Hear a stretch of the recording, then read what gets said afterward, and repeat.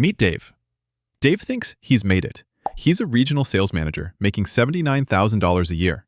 His wife Karen is an HR generalist bringing in $64,000. Combined, that is a household income of $143,000. Statistically, Dave and Karen are in the top 25% of American households. They should be maxing out their 401s, taking vacations to Cabo, and sleeping on a mattress made of cash. But the reality? Dave is broke. I don't mean homeless broke. I mean high-earning poor. They're living paycheck to paycheck. Actually, scratch that. They're living paycheck to credit card statement. They have maybe 2 months of expenses saved up, and that's being generous. When their Honda needed a transmission repair last month, it sparked a 3-hour screaming match about who ordered too much Uber Eats, before inevitably putting the whole repair on a credit card with 24% interest. They did everything right. Degrees, careers, marriage, and the house in the good school district. But they are exhausted. They rarely see each other, and despite bringing in over 6 figures, they feel like they're drowning.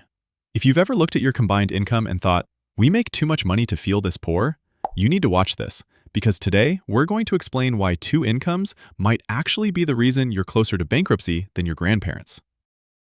1 + 1 does not equal 2. We've been sold a simple math equation. 2 incomes are better than 1. If 1 person can support a family, then 2 people should be able to support that family and save the entire second salary. They should be swimming in cash. It seems obvious, right? That's cute. But that's the great American bait and switch. This is what Elizabeth Warren called the 2-income trap. Back in 2003, before she was a senator, she was a Harvard bankruptcy law professor. She studied 2,000 families who filed for bankruptcy, and she found something that blew everyone's mind. She found that families with 2 working parents were actually more likely to file for bankruptcy than single-income families. Wait, working twice as hard makes you more likely to go broke? Does that make sense? It makes perfect sense if you understand that you haven't doubled your security. You've just doubled your risk. You're working harder, bringing home 2 checks, and you are statistically more likely to lose everything than a family from 1970, with one distinct advantage: a backup plan. To understand why, we have to look at Dave's grandfather. In 1970, the typical middle-class family had 1 breadwinner, usually the dad, and 1 stay-at-home parent. They spent about 25% of their income on housing. They could afford a car, food, healthcare, public school, and savings. But the most important asset wasn't the money. It was the mom. Grandpa Dave had a secret weapon: a backup plan. If he got sick or lost his job, his wife could enter the workforce to save the family.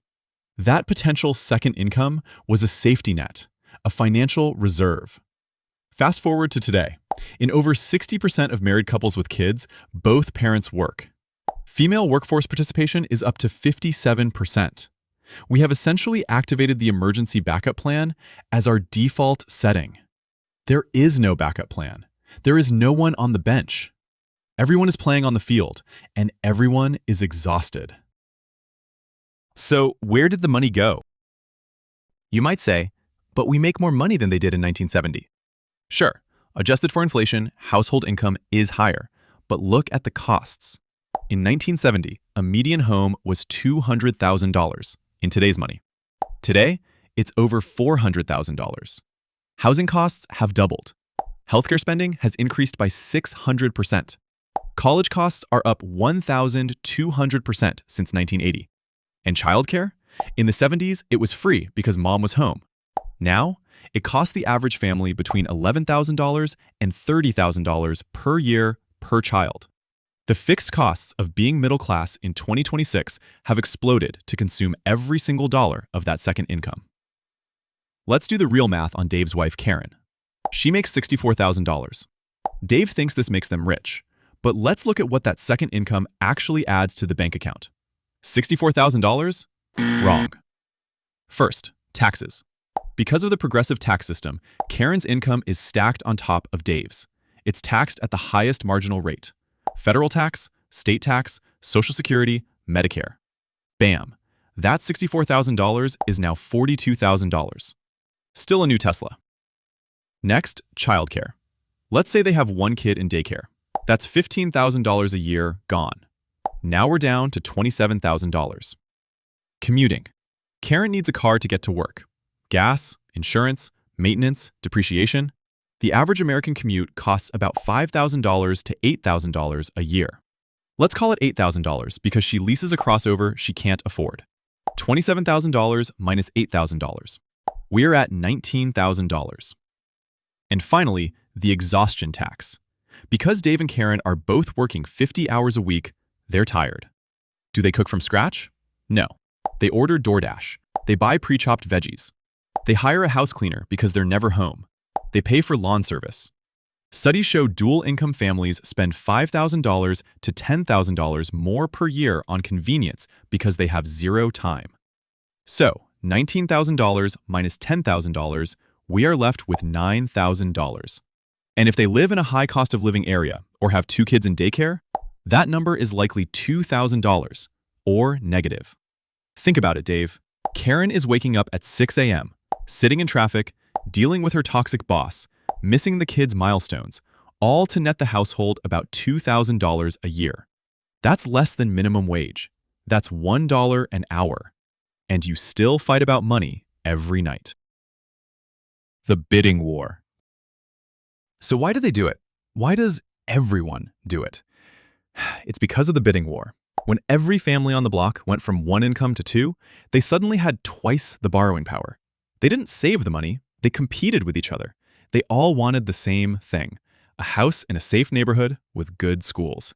They bid up the price of housing in good school districts. The price of admission to a good school district used to be a $200,000 mortgage. Now, because everyone has 2 incomes, the price is a $400,000 or $500,000 mortgage.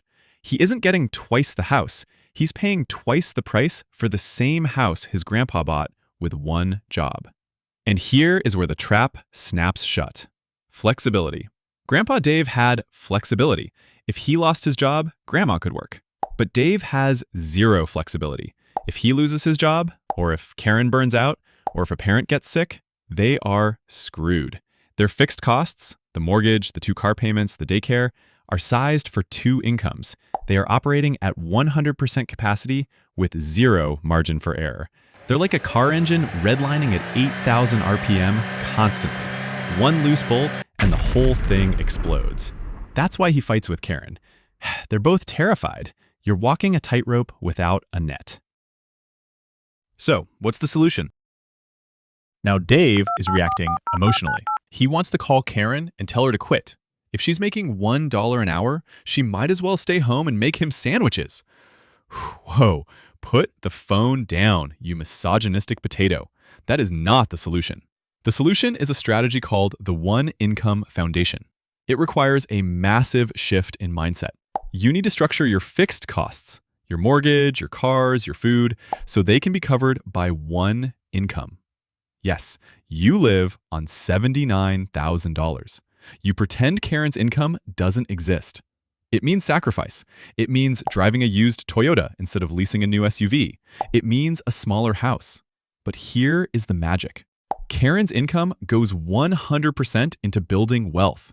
If you save that second income, within 5 years, you aren't just rich on paper. You are actually wealthy. Suddenly, if you lose your job, who cares? You have 3 years of runway. If your wife wants to take a year off, she can. You have cash. And cash buys the one thing you lost: flexibility. The 2 income trap isn't really about money. It's about risk. The families who win in this economy aren't the ones with the highest salaries. They're the ones who refused to let their lifestyle inflate to match their income. They're the ones who kept their backup plan in the bank instead of parking it in the driveway. So Dave is going to sell the car. He's going to stop pretending to be rich so he can actually become rich. Look, if you're like Dave and you thought making 6 figures meant you were safe, wake up. You can't earn your way out of a spending trap. If this video made you realize you're in a trap, don't panic. Just start doing the math and maybe cancel the lawn service. You can mow your own grass, Dave. Oh, God. Karen just bought a Peloton. Thanks for watching. Subscribe if you want to see if Dave actually sticks to the budget. See you next week, guys.